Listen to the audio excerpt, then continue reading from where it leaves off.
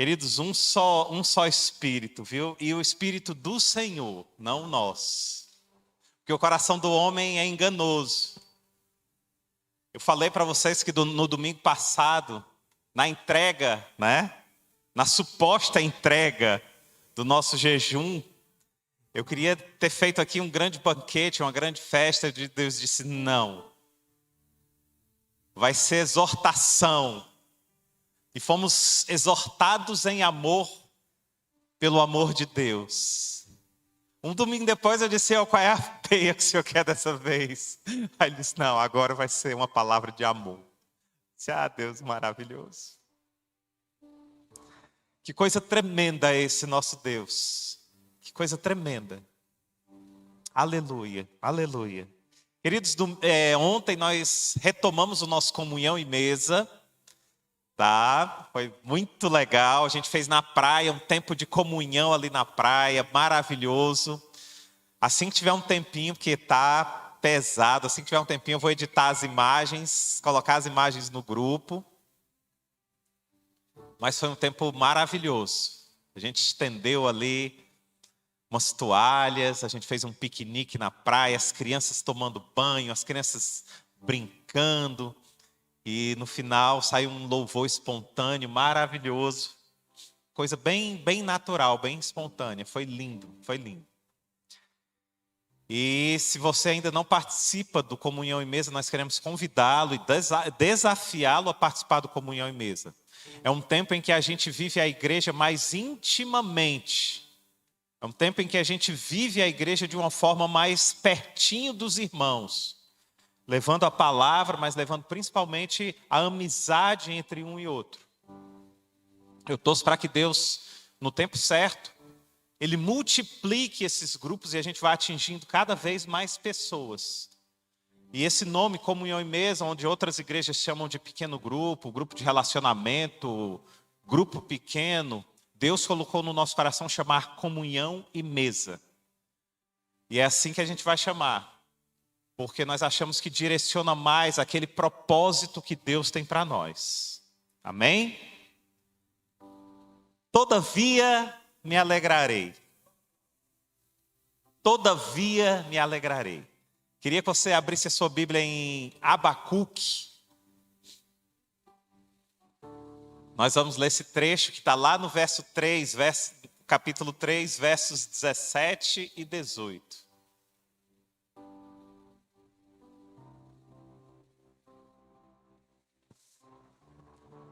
Abacuque capítulo 3, versos 17 e 18, o profeta diz assim: ainda que a figueira não floresça, nem haja fruto na vide, ainda que o produto da oliveira minta, e os campos não produzam mantimento, ainda que as ovelhas sejam arrebatadas do aprisco, e nos currais não haja gado, todavia eu me alegro no Senhor, exulto no Deus da minha salvação.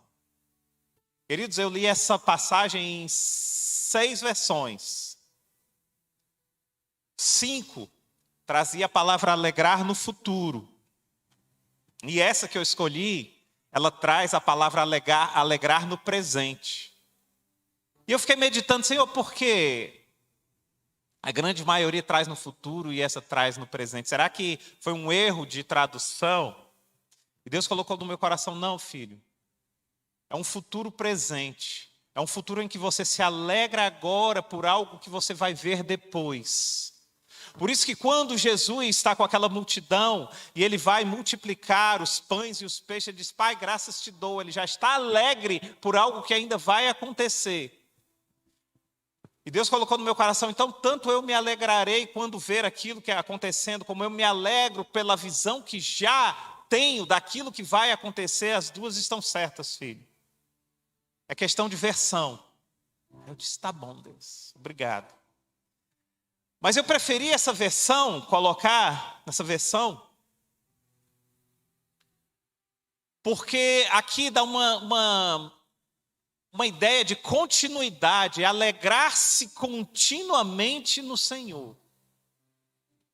Porque quando fala eu me alegrarei, dá a ideia de que você agora está triste e um dia, talvez um dia, provavelmente um dia você se alegrará. Mas não é isso que o profeta está falando. Ainda que você leia na versão, nas 5 outras versões, e fale alegrarei, não cabe esse tipo de entendimento.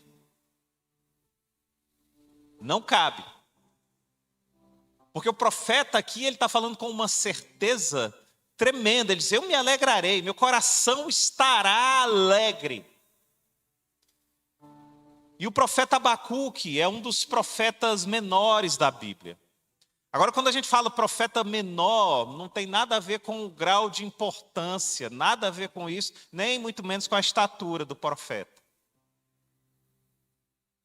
Profetas maiores e profetas maiores foram assim designados na Bíblia. Tem até uma terceira designação também pelos teólogos, são os profetas orais.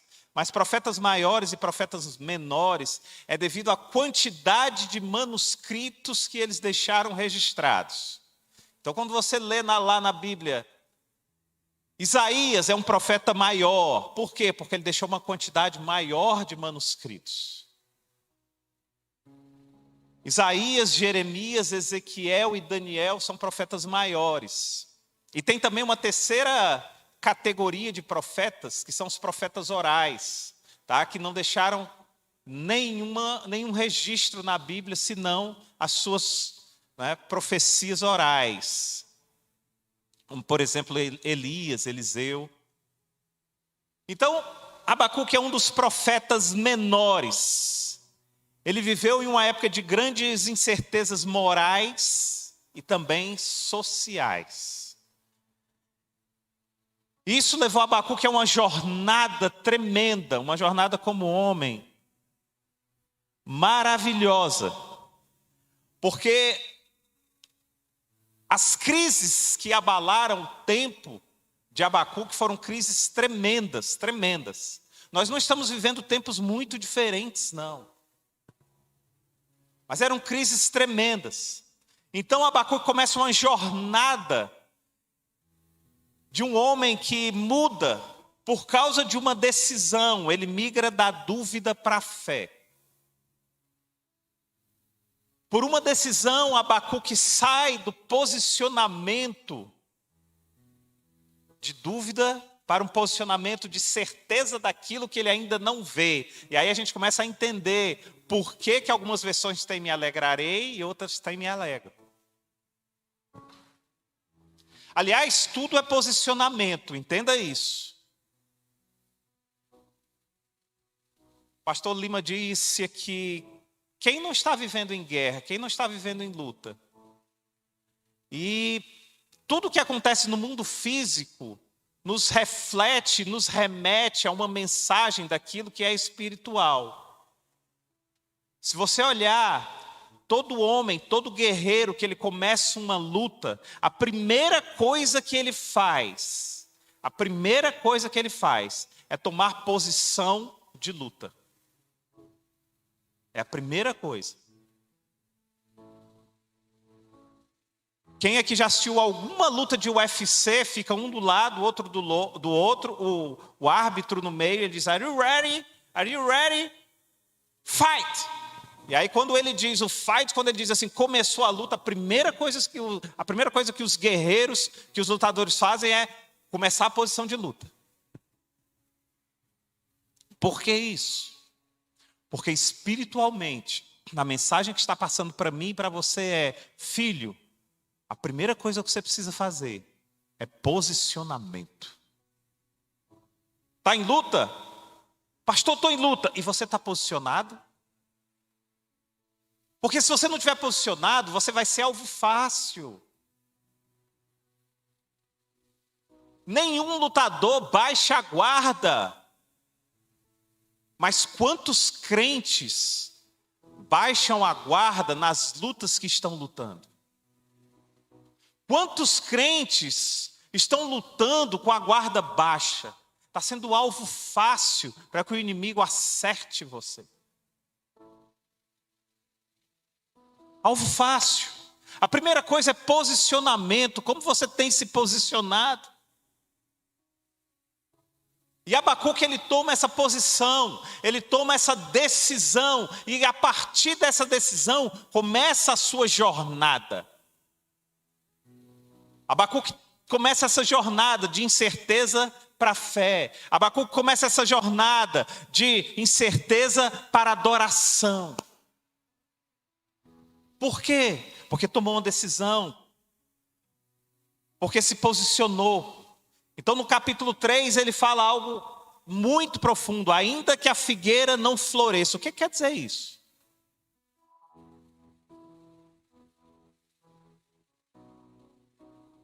A grande maioria das pessoas pensam, então, pobrezinho, não estava dando figo lá na árvore dele, né? Porque ele diz, ainda que a figueira não floresça, nem haja fruto na vide.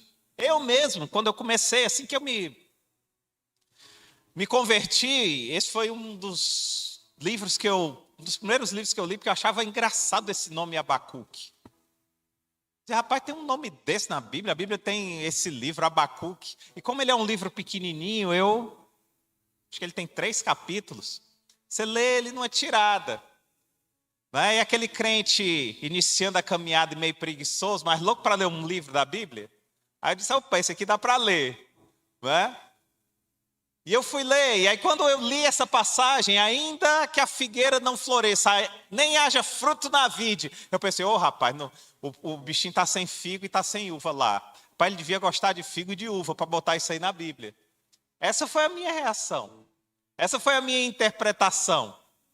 E esse era o nível de entendimento que eu tinha à época. Eu até, depois que eu comecei a ler em 3D, eu vi a casa de Abacuque, uma casinha simples, com um pé de figo aqui na frente, um pé de uva aqui na frente, os dois bem secos. Mas a gente vai melhorando a nossa interpretação, a gente vai se aprofundando, né, nas experiências com Deus, você começa a entender o que o profeta está querendo dizer. E quando ele diz, ainda que a figueira não floresça, ele está dizendo assim, olha, ainda que não haja a esperança da colheita. Ainda que toda a esperança da colheita me seja retirada. Olha como muda a perspectiva. E muda por quê? Porque você precisa entender o que é a esperança da colheita. Porque todo mundo, eu, você, seja quem for, crente, não crente, se move de acordo com a esperança da colheita. O que Abacuque está dizendo, ele diz assim, ainda que me tirem toda a esperança da colheita pela qual eu me movo, ou seja, ainda que eu não tenha motivos mais para me mover nessa vida, ainda que eu tenha motivos para me entregar, lembra que nós estamos numa guerra? Ainda que eu tenha motivos para me entregar, porque o inimigo já venceu a guerra, ainda que eu não tenha mais nenhuma esperança, nenhuma expectativa de colheita. E preste atenção como nós nos movemos pela expectativa da colheita. Um trabalhador, ele acorda de manhã, se veste, toma um banho e vai para o trabalho na expectativa de colher o salário para sustentar a sua família. É ou não é? Um atleta, ele passa por longas e duras jornadas extasiantes, chega em casa fisicamente morto, acabado, na expectativa de melhorar o índice para um recorde, ou de melhorar a sua condição para ganhar o jogo. Tudo é expectativa da colheita. Tudo é expectativa da colheita. Um estudante consciente, ele vai para a faculdade, vai para o colégio, presta atenção na aula, na expectativa de aprender aquilo para colher um emprego melhor, um primeiro emprego, ou passar num concurso. Tudo é expectativa da colheita. Tudo é expectativa da colheita. Tudo se movimenta nessa expectativa. Um pedinte, ele vai para um sinal, pedir um dinheirinho na expectativa de ganhar algo para seu sustento, ou para o sustento da família, ou para uso de droga, ou para o que quer que seja. Tudo se movimenta nisso. Consegue perceber que Abacuque está falando algo muito mais amplo do que aquela minha primeira impressão de olhar para um pé de figo e dizer assim: opa, não deu figo. Oh, rapaz, o bichinho gosta tanto de figo. Gabriel vai ver com a camisa aí maravilhosa, ó, cuscuz é melhor do que gente. Então é como se o profeta Gabriel estivesse dizendo assim: ainda que não tenha cuscuz na mesa. Mas essa expectativa da colheita, ela é tanto para o bem quanto para o mal. Um assaltante, quando ele programa um assalto, ele está querendo subtrair um bem ou um valor para que, de uma forma fácil ou mesmo não tão fácil, mas de forma errada, para obtenção, para colher aquele valor. Então tudo se movimenta nisso. Tudo. O mundo se movimenta na expectativa da colheita. Por isso a gente tanto bate nessa tecla. O que você tem plantado? O que você tem plantado?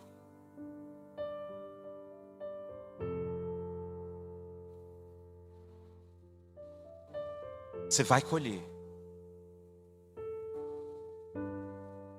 E o pastor Lima disse aqui, no mundo espiritual, é como se a gente estivesse plantando e agora já surgiu aqui a primeira folhinha. Primeira folhinha. E a gente está olhando e dizendo: opa, parece que está vingando. Vamos continuar? Mas foi muito mais profundo, porque a própria promessa é: aqueles que semeiam com lágrimas sorrirão felizes e alegres, com regozijo.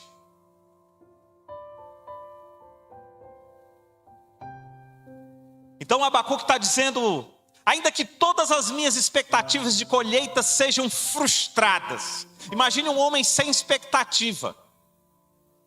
Imagine um homem completamente sem esperança. E agora você está dizendo: puxa, pastor, realmente é muito mais profundo do que eu pensava.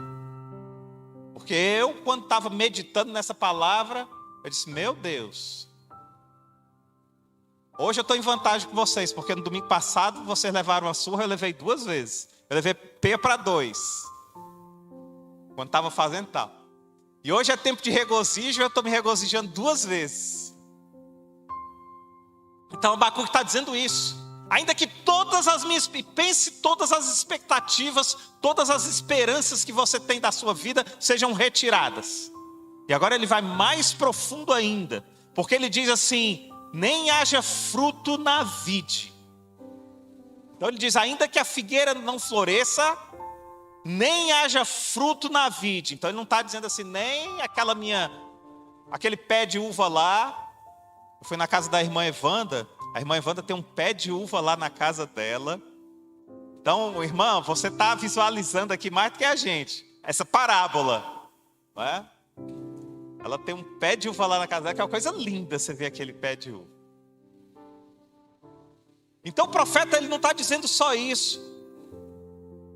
Porque a primeira frase dele nos fala de expectativas frustradas. Mas a segunda fala dele nos fala da falta de alegria.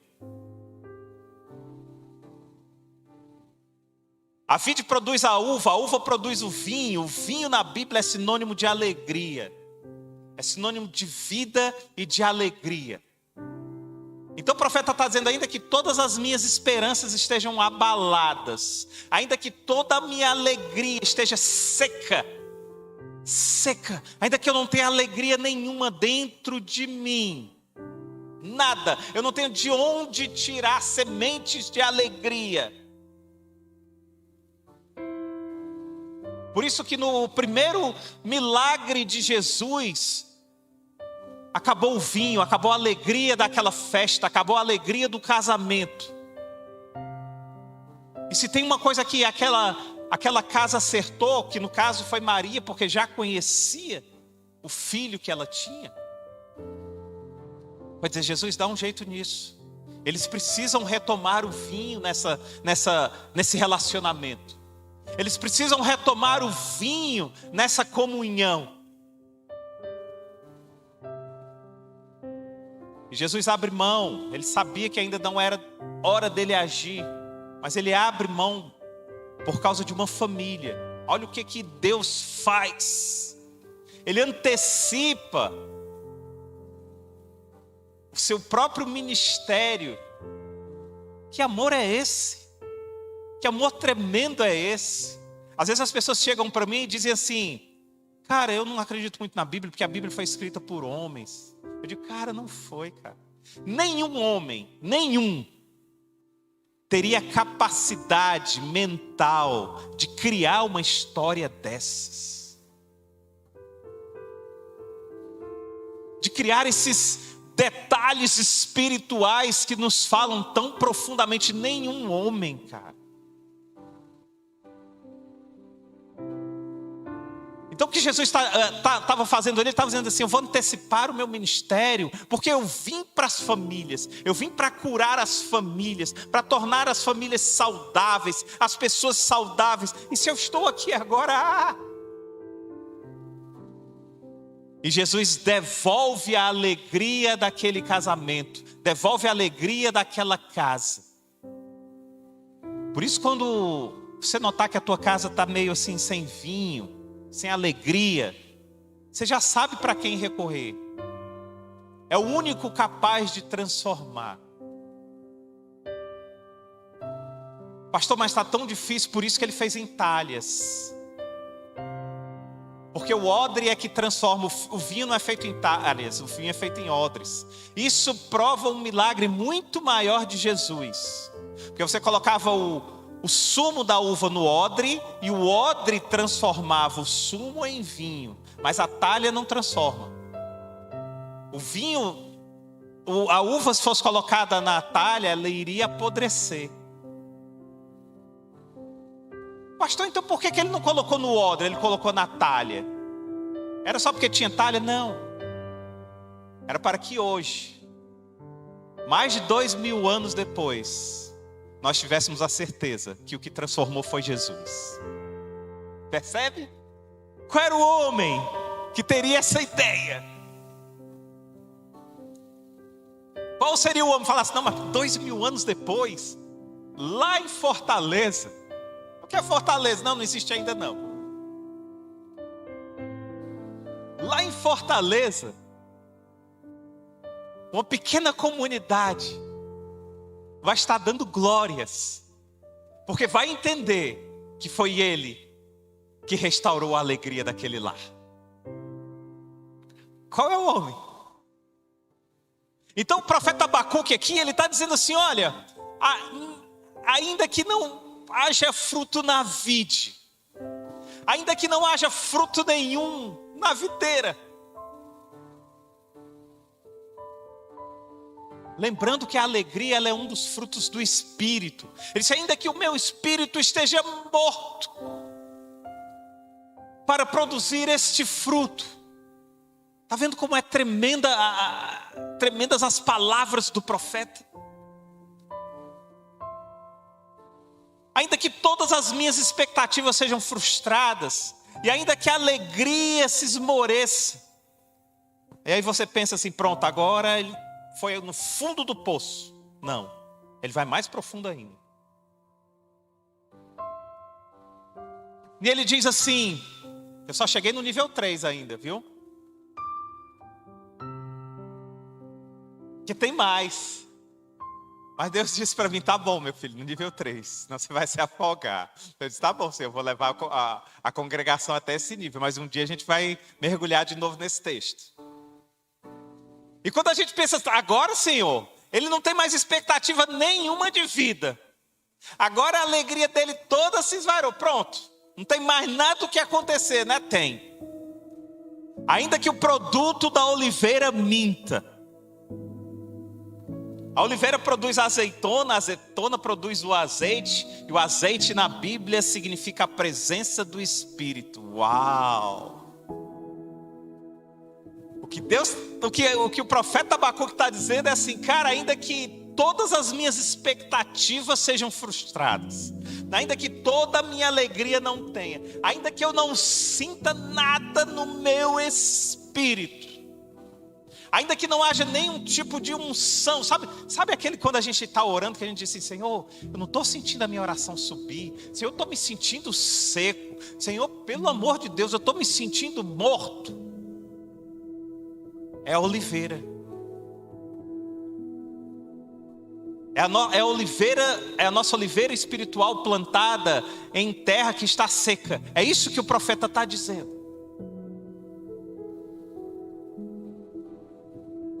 A oliveira, ela significa a unção. O óleo na Bíblia significa unção. E tem mais. O óleo da oliveira era quem mantinha a candeia acesa. Naquele tempo não existia energia elétrica, não existia nada. E eles colocavam óleo na candeia e durante a noite era candeia. Então o profeta está dizendo assim: ainda que eu esteja em completa escuridão. Vocês estão percebendo? Sabe por que eu estou dizendo isso? Para você que está aqui presente, para você que está na internet, para você que está ouvindo nesse momento, para você que vai ver isso posteriormente. Eu estou dizendo isso para que você nunca pense que o seu problema é grande demais para que Deus não possa fazer um milagre no seu problema. É por isso.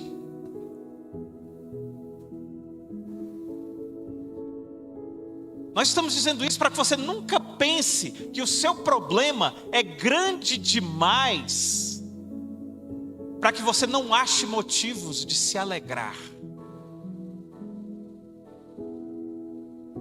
E nós estamos dizendo isso não é por nós, porque nós estamos só interpretando. É Deus quem está dizendo isso para você através do profeta. Através do profeta. Então Abacuque está dizendo assim: ainda que toda a luz se apague, ainda que eu esteja nas trevas. Aí você diz: pronto, agora ele está no fim da... Não, porque a oliveira, ela tem mais um significado na Bíblia. O significado do recomeço, o significado da esperança surgindo.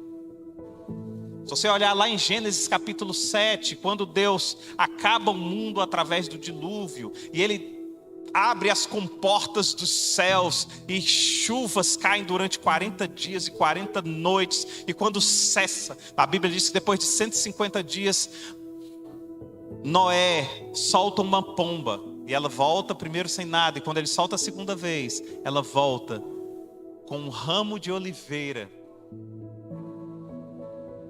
Percebe o que o profeta está dizendo? E quando a pomba volta com um ramo de oliveira no bico, ela está dizendo para Noé: existe esperança. Existe uma unção, um óleo de unção sendo preparado. Então agora sim, agora o profeta, ele está no fundo do poço, porque ele está sem expectativa nenhuma, ele está sem alegria nenhuma, e o óleo da unção, da renovação dele mingou.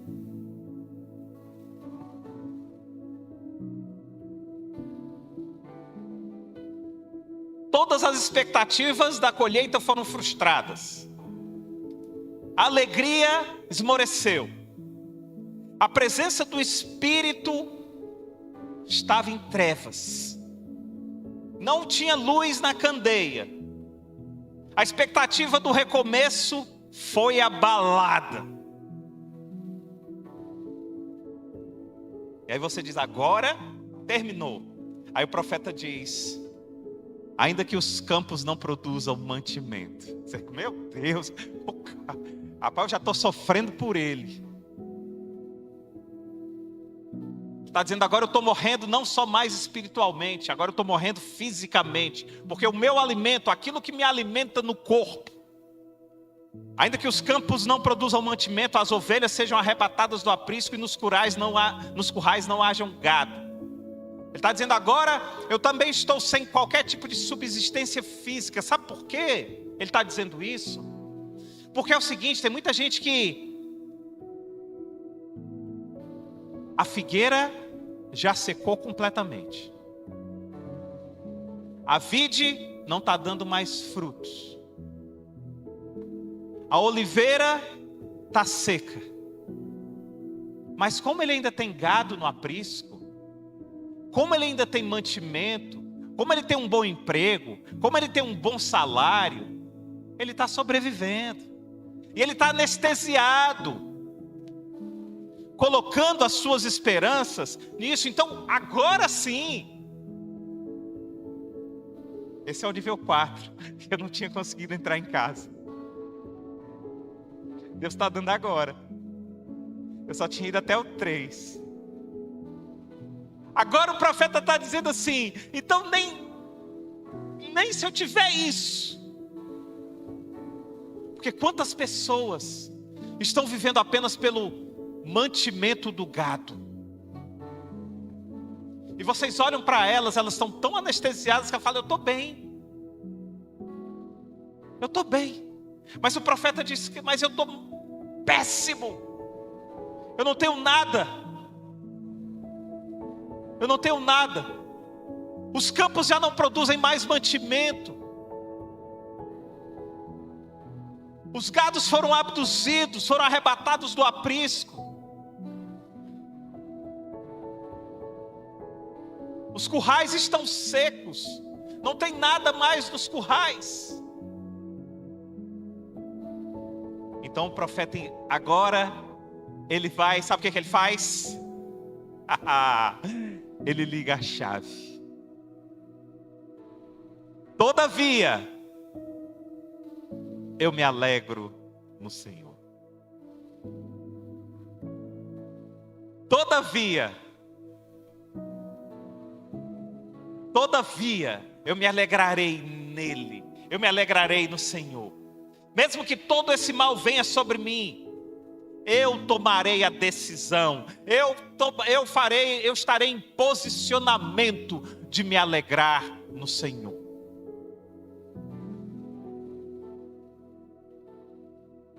Ferido, mas não desanimado. Esse é o posicionamento do profeta. Mesmo que todo esse mal venha, eu tomarei essa decisão. E por que isso é uma chave? Porque a Bíblia está repleta de exemplos de homens que tomaram essa posição, que tomaram decisões em meio ao caos. Josué, por exemplo, estava vivendo uma época muito parecida com a de Abacuque, muito parecida com a nossa, em que as pessoas estavam adorando deuses, gado, deuses mantimento. E Josué diz, vocês podem adorar o que vocês quiserem, mas eu e a minha casa já estamos posicionados. Eu e a minha casa já tomamos a decisão. Eu e a minha casa serviremos ao Senhor. Ainda que a figueira não floresça, ainda que não haja fruto na vide, ainda que o fruto da oliveira minta, eu e a minha casa estaremos posicionados. Eu e a minha casa já tomamos a decisão. Não somos dependentes de oliveira, não somos dependentes de vide, porque a vide não vem por nada senão o posicionamento e a decisão que você toma.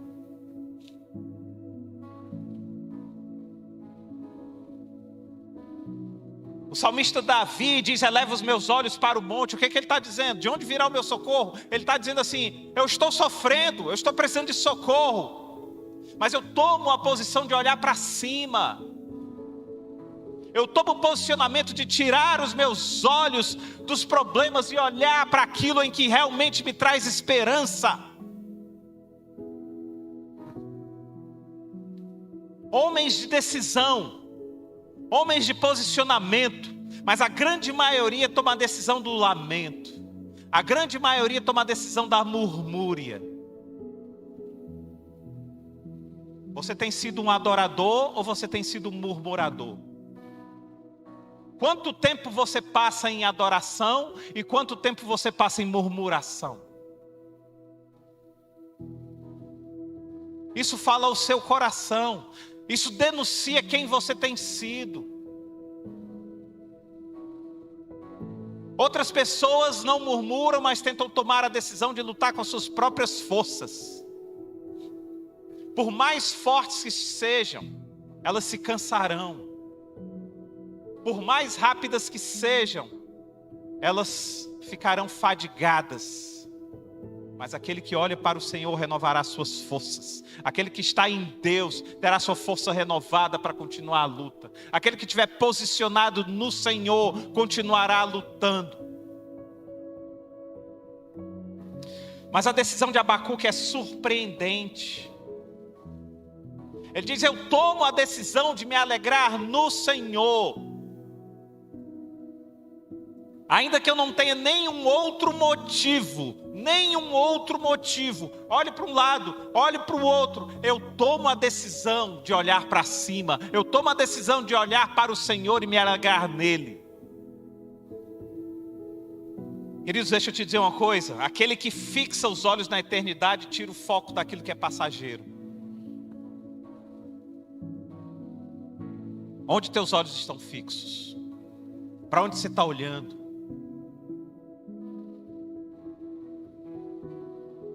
Tira os olhos do que é passageiro. O que você olhar hoje para o que é passageiro, é só você ligar o jornal.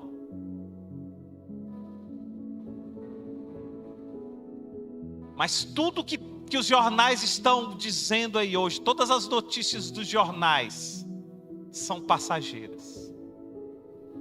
Todas. Mas deixa eu te dizer uma coisa. Nenhuma vírgula cairá da minha palavra, diz o Senhor dos Exércitos. Porque tudo que está aqui é eterno. Por isso que Abacuque está dizendo assim: para quê? Para quê? Eu estou murmurando, estou sofrendo para o que é passageiro. Se eu já tenho um presente eterno maravilhoso que eu posso começar a vivê-lo agora. É mais ou menos assim, queridos. Eu vou tentar falar de uma forma bem simples para a gente rasteiramente entender. Aí depois a gente eleva o nível, você eleva de acordo com o seu nível. É como se você tivesse com uma dor na perna muito grande. Aí você tem 3 opções. A primeira opção é você ficar lamentando: meu Deus, quase não posso andar direito, porque estou com a perna, estou com o joelho aqui acabado, meu Deus, quase não posso andar. A segunda opção é: cara, eu vou fazer fisioterapia, vai passar, eu vou fortalecer o meu joelho. Opa, você já deu uma. E a terceira é você falar assim: cara, eu já estou me vendo voando no Espírito, quando eu estiver com o Senhor, voando sobre as asas. Ah, maravilha, vai ser tão bom. Entendeu? O cara está com a mesma dor, mas um está voando no Espírito. Aí a pessoa chega para ele assim: ei, como é que está a sua dor? Ele: sim, está doendo, está doendo. As pessoas, elas tentam pousar a gente de novo quando a gente está voando no Espírito. Já parou para pensar nisso? Mas o cara que está voando no Espírito, ele está em outro ponto. E aí, fulano, tudo bem? Tudo bem. Ei, cara, tá doendo aí? Tá, cara, tá doendo muito. Mas sabe que eu nem lembro disso, porque nesse momento eu estou voando com o meu Senhor. Entenderam?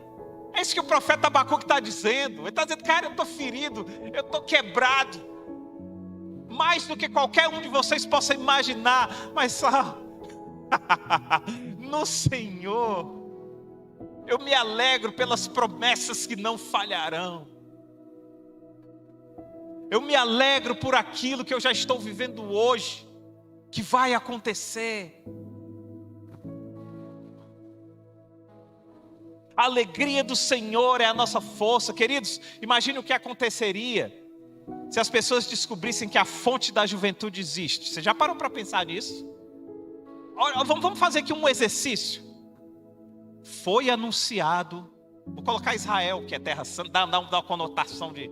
Foi anunciado que em Israel, lá em Jerusalém, existe a fonte da juventude. Aqueles que bebem daquela água jamais envelhecerão. CNN, Globo, todas as emissoras iriam para aquele local. O exército já colocaria algo para não deixar a população, e aí já iriam começar a fazer entrevistas a cientistas. Iria movimentar o mundo. Um rebuliço enorme no mundo. Foi achada, ou então na África, uma floresta da África. Iam começar a tentar fazer com que a floresta da África fosse patrimônio mundial. Não pertence mais à África. Agora é patrimônio mundial. Milhares e milhares de ONGs iam se instalar na África para levar alimento para os africanos. Não é assim que acontece. Se você for olhar hoje, tem centenas e centenas de ONGs na Amazônia, e no Nordeste tem bem pouquinho. Por que será? Mas ia movimentar o mundo, ia ser uma loucura. Uma loucura. Quanto você acha? Eu estou falando de gente rica. Estou falando de milionário. Quanto você acha que um milionário pagaria para ter 1 litro dessa água?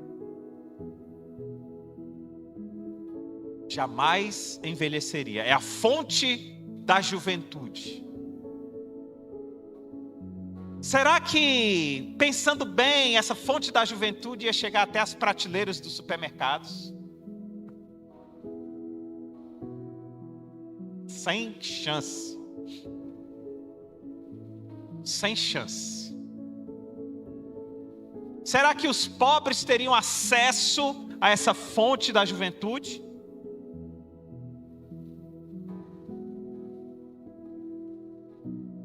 Qual seria o tamanho da loucura do mundo descobrindo que existiria a fonte da juventude? Pois eu quero te dizer uma coisa que vai cair como uma bomba para você. Deveria, pelo menos. 2 coisas. A primeira é: a fonte da juventude não existe aqui na terra. E a segunda é: a fonte da alegria existe.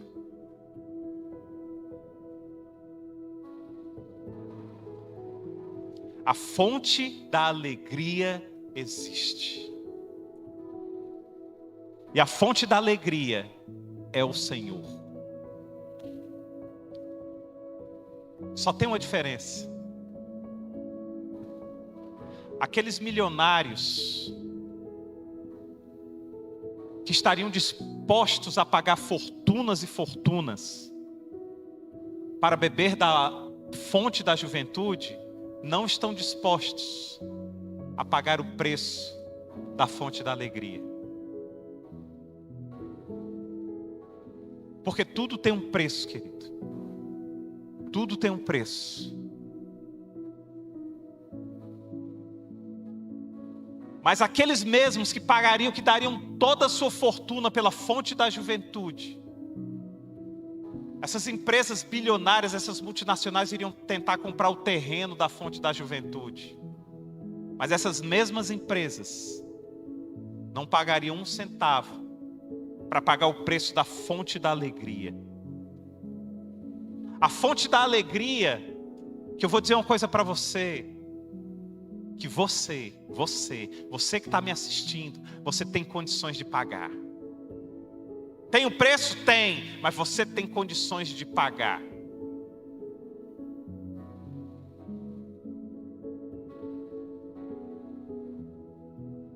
Foi esse preço que Paulo pagou. E quando ele diz lá em Filipenses 4:4, alegrem-se no Senhor. Novamente vos direi, alegrem-se no Senhor. Sabe o que ele está dizendo? Ele disse assim: eu comprei esse preço, eu paguei esse preço. Por isso hoje eu estou preso, eu estou numa masmorra, eu estou sendo chicoteado, eu estou acorrentado, mas eu estou feliz.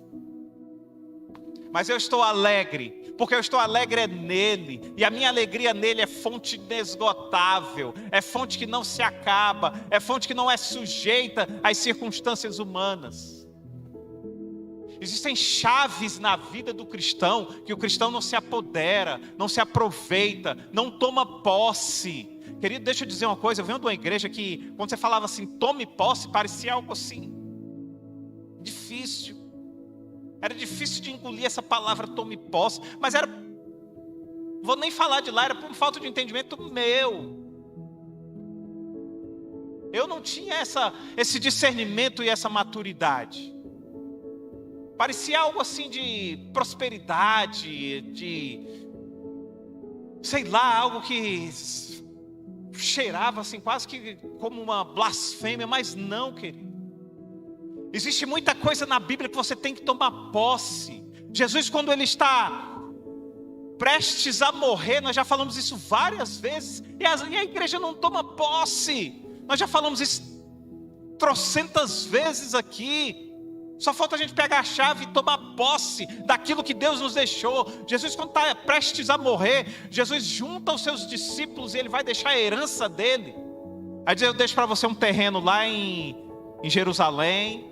Para você eu deixo ali umas terrazinhas no Egito. Não, ele diz assim, a minha paz eu vos dou, não vou-la dou como o mundo dá. No mundo tereis aflições, mas tende bom ânimo, eu venci o mundo.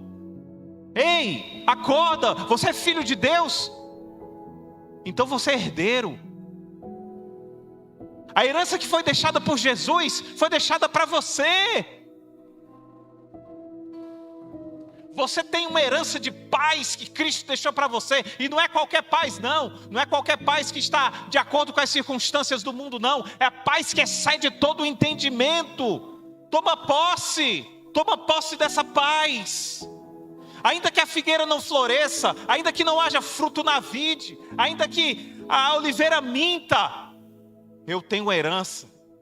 Eu vou lá no banco sacar um pouquinho da herança que eu tenho. E volta. Mas deixa eu te dizer uma coisa. Aquele que te deixou a herança é muito maior do que Bill Gates, é muito maior do que George Soros, é muito maior do que qualquer um desses. Sua conta bancária de paz, meu irmão, ela está lá. Mas usa, meu querido. Toma posse.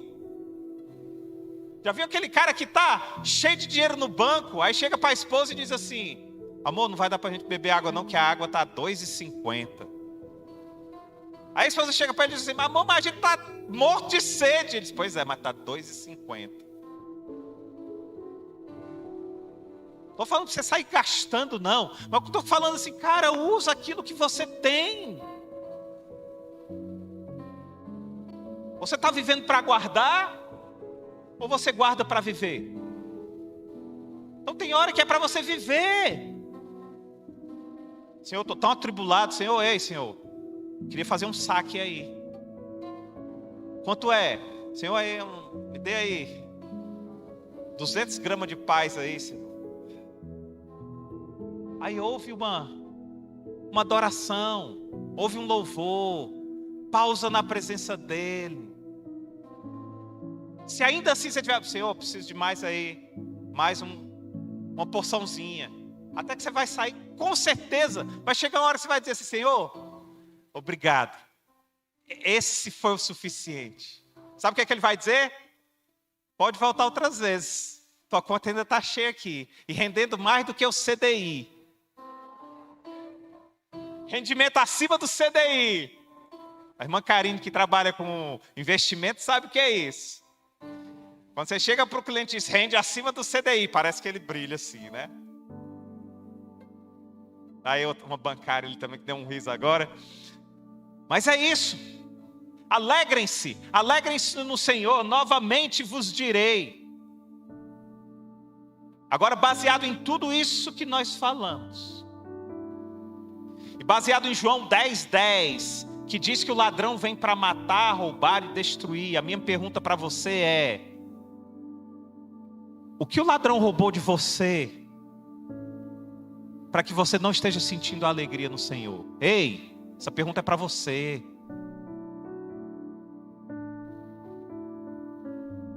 Você ouviu a pregação? Agora responda, o que é que o ladrão tem roubado de você? Que você não tem sentido essa alegria. O quê? O que é que ele tem roubado? A Bíblia diz que o ladrão vem para matar, roubar. O que o ladrão roubou ou matou em você para que você não esteja vivendo e vivenciando essa alegria? O que é que está morto dentro de você? O que o ladrão tem destruído em você para que você não esteja exalando essa alegria do Senhor? O quê? Ei! O ladrão pode ter roubado. O ladrão pode ter matado. O ladrão pode ter destruído. Mas eu creio num Deus que é capaz de restituir, que é capaz de trazer de volta a vida, que é capaz de reconstruir tudo aquilo que o ladrão tomou de você. Eu creio num Deus que é capaz disso, e você precisa crer também. Tiago 1:2 diz: meus irmãos, considerem o motivo de grande alegria o fato de passarem por provações. Eita, querido, é fato que ninguém quer passar por provação. Quem quer? Ninguém quer. Mas Romanos 5 nos ensina que a tribulação produz perseverança, e a perseverança experiência, e a experiência esperança. Muitas vezes você está passando pela prova para que Deus esteja renovando a tua experiência nele, para que você tenha esperança.